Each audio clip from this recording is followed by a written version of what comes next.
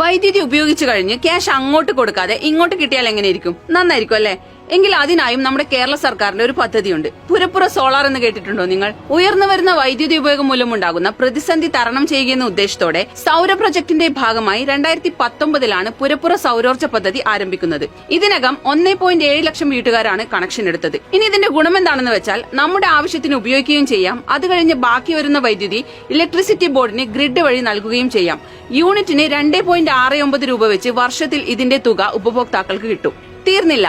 തിരുവനന്തപുരത്ത് solar city പദ്ധതിയും solar പാർക്കും കൂടി വരുന്നതോടെ സൗരോർജ്ജ ഉൽപാദനം വീണ്ടും കുതിക്കും. തിരുവനന്തപുരം നഗരസഭ ഇതിനോടകം തന്നെ സോളാർ സിറ്റി എന്ന അംഗീകാരം നേടിയിട്ടുണ്ട്.